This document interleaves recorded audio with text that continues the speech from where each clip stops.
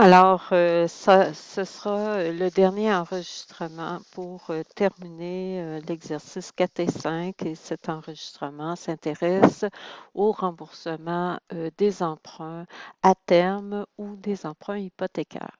Ce qu'il faut retenir, et je pense que vous l'avez bien appris à l'automne, c'est que un emprunt hypothécaire ou un emprunt à terme est remboursé périodiquement. On peut les rembourser soit à la semaine, aux 2 semaines, au mois, au trimestre ou 2 fois par année. Maintenant, dans le cas de l'exercice sur le relevé bancaire, je vous invite à retracer le 5 septembre VAP et cette fois-ci, c'est marqué virement remboursement prêt 2. Qu'est-ce que ça veut dire? C'est que le montant d'argent qui est retiré du compte chèque, dans ce cas-ci, c'est le 1800, va aller s'inscrire dans le compte de l'emprunt. Et ici, c'est le compte prêt 2 qui reçoit.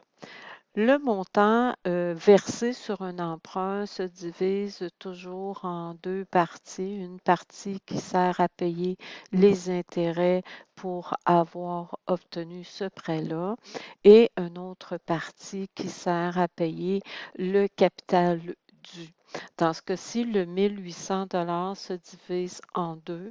495 qui s'inscrit dans les intérêts à moyen terme et le 1305 qui vient rabattre le montant dû de l'emprunt qui était au départ du mois de septembre à 6500 et qui va diminuer de 1305 pour être à la fin du mois de septembre à 5195.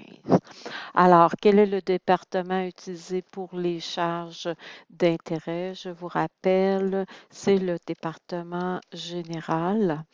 Ce montant sera débité ou crédité par le compte emprunt. En fait, il va être débité au niveau du compte de l'emprunt.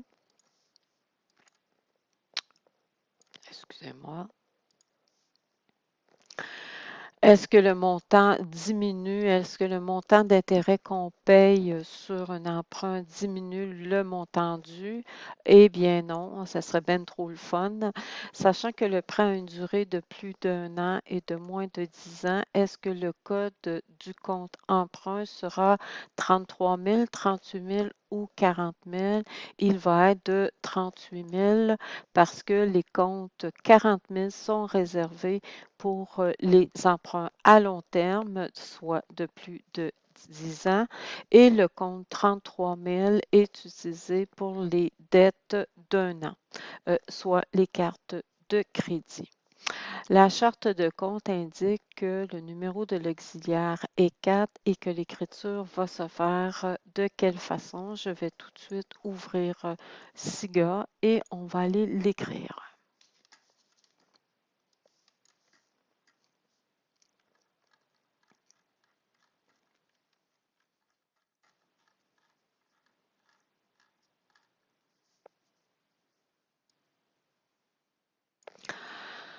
Alors, je suis ici dans mon relevé bancaire à écrire la transaction du virement du 5 septembre. Donc, ma date de transaction est le 5 septembre.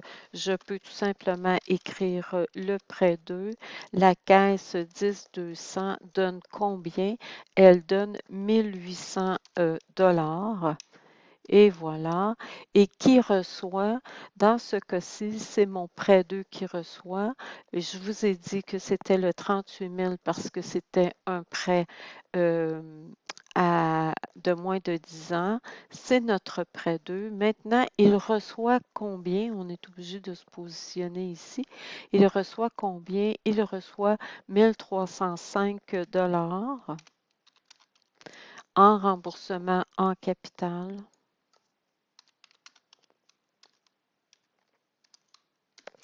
Et la balance de l'écriture va servir à écrire les frais d'intérêt. Et les frais d'intérêt, dans SIGA, on va les utiliser avec le 79 910 général.